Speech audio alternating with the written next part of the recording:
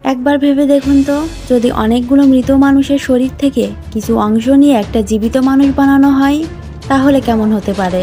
এমনই একটা অদ্ভুত কাজ করেছিল এই মেডিকেলের স্টুডেন্টরা, আর আশ্চর্যজনকভাবে এই কাজে তারা সফলও হয়েছিল। কিন্তু এখন কথা হচ্ছে, এটা কি মানব জাতির জন্য সত্যিই কোনো সুফল বয়ে আনবে, নাকি এটা মানব জাতিটির বিরাট বড় ধ্বংস নিয়ে আসবে? সেটা জানতে হলে ভিডিওতে একটি লাইক দিয়ে পুরো ভিডিওটি দেখতে থাকুন।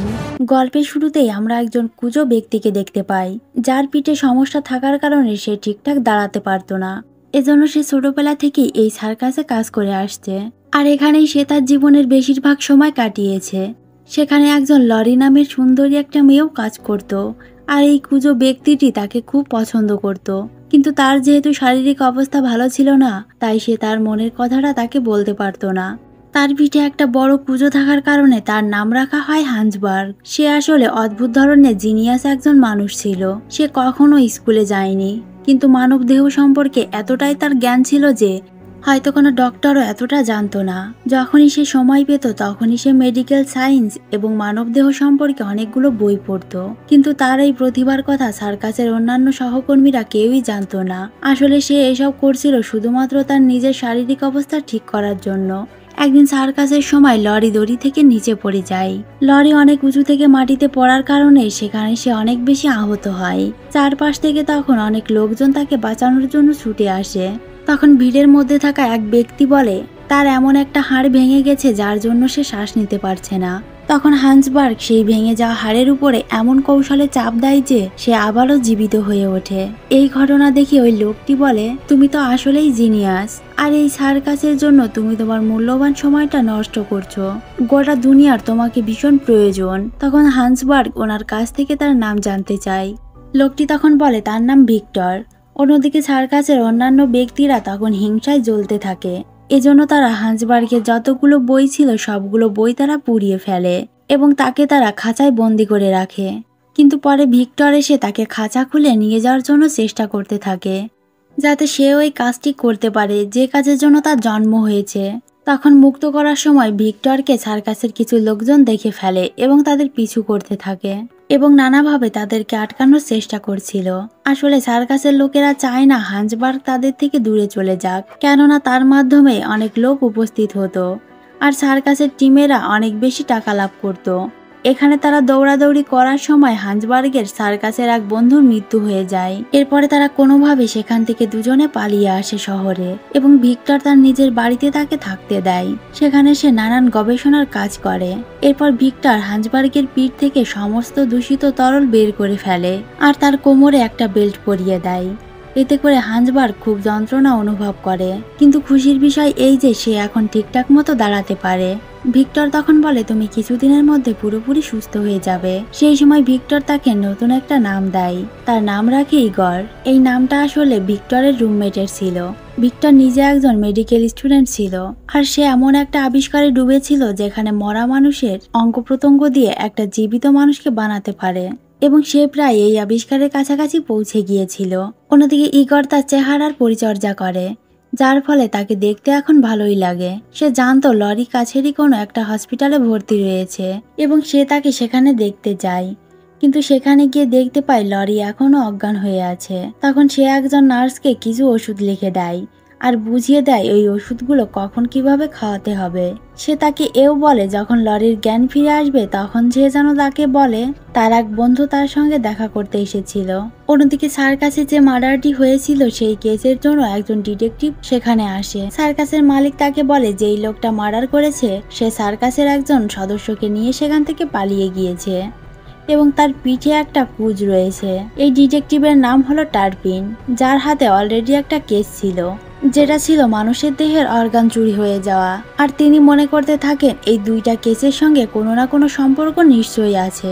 এরপর পুরো শহরে তাদের দুজনের পোস্টার ছড়িয়ে দেওয়া হয়, যা থেকে হান্সবার্গ চিন্তায় পড়ে যায়। কিন্তু ভিক্টর তাকে বলে কোনো চিন্তা করো না, কারণ কখনোই তারা কোনো কেসে ফাঁসবে না, কারণ যার খোঁজ পুলিশ করছে সে ঠিক মতো দাঁড়াতে পারতো না, কিন্তু তুমি তো রীতিমতো সোজা হয়ে দাঁড়িয়ে আছো এবং হাঁটতেও পারো, সুতরাং তোমাকে কেউই চিনতে পারবে না।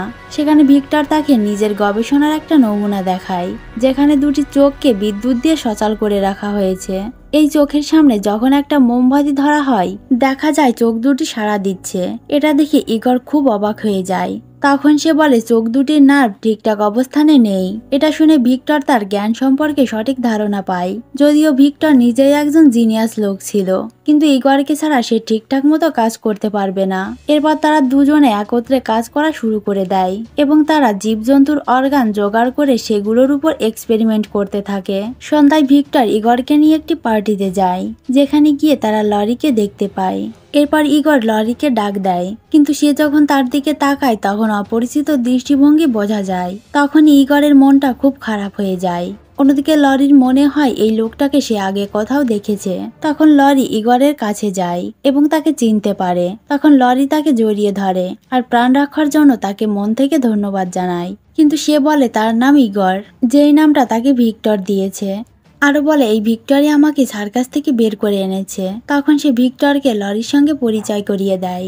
এরপর ভিক্টর তাকে তার গবেষণা সম্পর্কে সবকিছু জানায়। ভিক্টরের কথা শুনে লরি পুরোপুরি অবাক হয়ে যায়। কিছুতেই বুঝতে পারছিল না একজন মৃত ব্যক্তির দেহে কিভাবে প্রাণ সঞ্চার করা সম্ভব। তো এরপরে তারা নিজেদের বাড়িতে ফিরে আসে। ভিক্টর ইগরকে একটা শিম্পাঞ্জির শরীর দেখায়, যেটা সে বিভিন্ন জীবজন্তুর অঙ্গ প্রত্যঙ্গ দিয়ে বানিয়েছে। ভিক্টর এবার বলে ইলেকট্রিসিটির সাহায্যে এই প্রাণীর দেহে প্রাণ সঞ্চয় করবে। এই বলে সে বিদ্যুৎ অন করে দেয় আর আশ্চর্যজনকভাবে সেটি সাড়া দিতে শুরু করে। এই প্রথমবার এভাবে কোনো কেউ মৃত ব্যক্তিকে জাগিয়ে তুলছে। এজন্য তারা দুজনেই এই ঘটনা দেখে নিজেরাই অবাক হয়ে যায়। পরদিন তারা মেডিকেল কলেজের সামনে গিয়ে এই পরীক্ষাটি করবে, তাই সেটাকে তারা সেখানে নিয়ে যায়, যাতে সবাই বিশ্বাস করে মৃত্যুর পরেও এভাবে জীবন দান করা সম্ভব।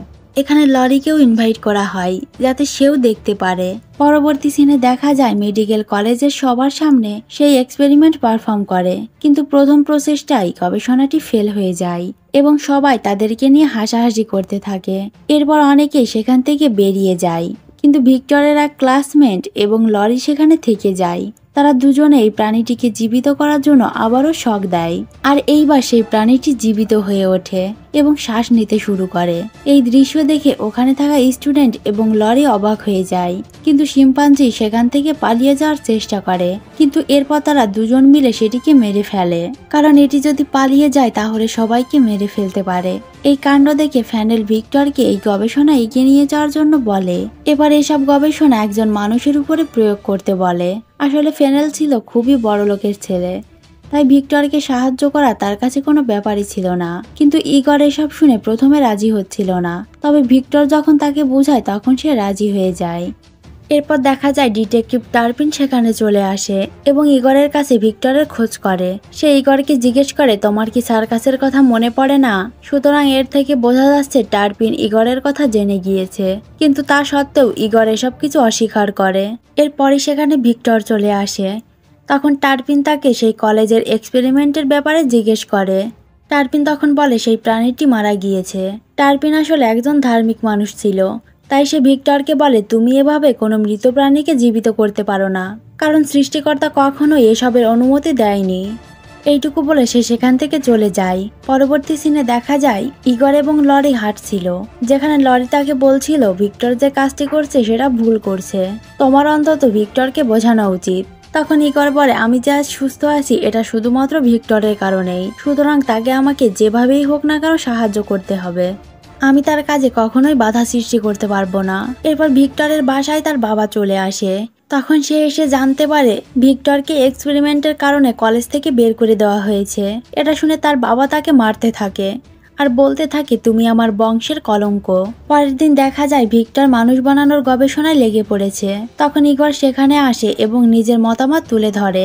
সেদিন সারা রাত ধরে তার একটা মানব শরীর বানানোর প্ল্যান করে, যেখানে 2টা হার্ট এবং 4টা লাঞ্চ থাকবে, যেটি অন্যান্য সাধারণ মানুষের থেকে আকারে অনেক বড় হবে।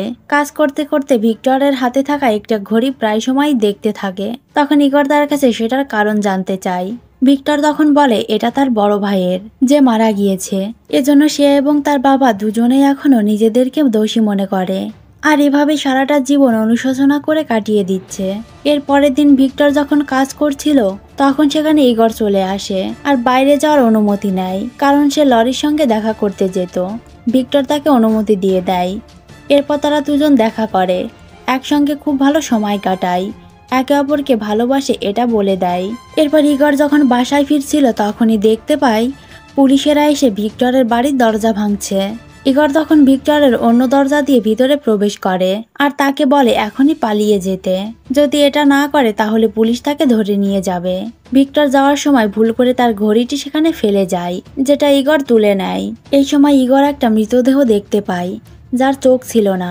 ভিক্টর তাকে বলে এই দেহটি আসলে ইগরের, যার নাম অনুসারে আমি তোমার নাম দিয়েছি। তখনই ডিটেকটিভ সেখানে চলে আসে এবং তাদেরকে স্যারেন্ডার করতে বলে। কিন্তু ভিক্টর আর ডিটেকটিভের মধ্যে অনেক মারপিট শুরু হয়ে যায় আর দুর্ভাগ্যবশত ডিটেকটিভের এক হাত ওই মেশিনের মধ্যে নষ্ট হয়ে যায়। এরপর তারা দুজনে পালিয়ে ফ্যানেলের বাড়িতে চলে যায়। সে তাদেরকে স্কটল্যান্ডে পাঠানোর কথা বলে, কিন্তু ইগর সেখানে একদমই যেতে রাজি হয় না। ভিক্টর তখন অনেকবার ইগরকে তার সাথে নিয়ে যেতে চায়, কিন্তু ইগর কিছুতেই যেতে রাজি হয় না। এজন্য ভিক্টর একা স্কটল্যান্ডে পৌঁছে যায়। এরপর ফেনেল ইগরকে বলে যে দেহটি তুমি দেখতে পারছো সেটা আসলে ইগরের। সে আসলে ড্রাগের ওভারডোজের কারণে মারা গিয়েছিল। তুমি আমার সম্বন্ধে এই পর্যন্ত অনেক কিছুই জেনে ফেলেছো, তাই আজ থেকে তোমার বাইরে বেরোনো একদম বন্ধ। আসলে ফেনেল ভিক্টরের বানানো আবিষ্কার দিয়ে প্রচুর টাকা কামানোর ধান্দা করছিল আর সেজন্য ভিক্টরকে সে শুধুমাত্র ব্যবহার করছিল। এটা শুনে ইগর পুরোপুরি শক্ট হয়ে যায়। এরপর ফেনেল এবং তার লোকজন মিলে ইগরকে হাত পা বেঁধে জলে ফেলে দেয়, কিন্তু ইগর কোনো রকমে নিজেকে বাঁচিয়ে নেয় এবং সেখান থেকে পালিয়ে লরির কাছে চলে আসে। সে লরিকে সবকিছু খুলে বলে। কেউ বলে ভিক্টরের প্রাণ সংশয় রয়েছে, তাই তাকে যে কোনো মূল্যেই তাকে বাঁচাতে হবে, তাই তাকে এখনই ভিক্টরের কাছে যেতে হবে। তখন লরিও তার সঙ্গে যেতে চায়।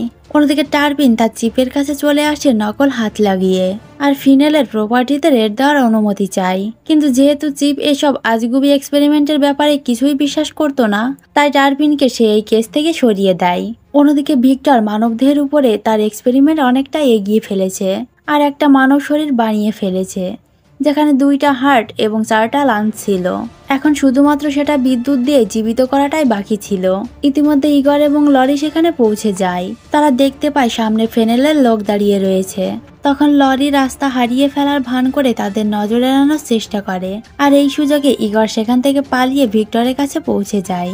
যখন লরি নিজের গাড়ির কাছে ফিরে আসছিল তখনই ডিটেকটিভ তাকে দেখে ফেলে। অন্যদিকে ইগর ভিক্টরের কাছে গিয়ে তাকে অনেক করে বোঝানোর চেষ্টা করে যে ফেনেল তাকে মেরে ফেলার পরিকল্পনা করেছে এবং এই পরীক্ষাটি শেষ হওয়ার পরই তাকে মেরে ফেলবে। আর এও জানায় তাকেও পানিতে ডুবিয়ে মেরে ফেলার চেষ্টা করেছিল। ভিক্টরের তখন মনে হয় ইগর মিথ্যা কথা বলছে এবং তার কথা সে কোনো মতেই বিশ্বাস করে না। ইগর ভিক্টরকে তার ভাইয়ের ঘড়িটা দেখায়, যেই ঘড়িতে হেনরি লেখা ছিল।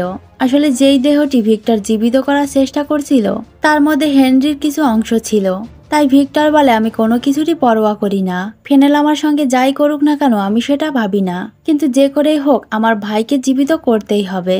এরপর আকাশে বিদ্যুতের জন্য বেলুন ছেড়ে দেওয়া হয়, যার মধ্যে দিয়ে ইলেকট্রিসিটি বেলুনে পৌঁছাবে আর বেলুন থেকে বিদ্যুৎ পৌঁছাবে এই মৃত দেহটিতে। কিন্তু কিছুক্ষণ পরেই ওভারলোডের কারণে বেলুনটি ফেটে যায়। এতে করে ওখানে বিপুল ক্ষয়ক্ষতি হয় আর উপস্থিত অনেক মানুষও মারা যায়, এমনকি ফেনেলও মারা যায়। কিন্তু ভিক্টর নিজে বেঁচে যায়। তখন সেখানে টারপিনও চলে আসে আর ভিক্টরকে স্যারেন্ডার করতে বলে। এই মুহূর্তে ভিক্টর দেখতে পায় মৃতদেহটি জীবিত হয়ে গেছে এবং ভিক্টর খুবই খুশি হয়ে যায় এবং তাকে ভাই বলে ডাক দেয়। কিন্তু সেই দেহটি কোনো সাড়া দেয় না। সে তখন বুঝতে পারে এটি আসলে তার ভাই নয়, এটি শুধুমাত্র একটা জীবিত লাশ।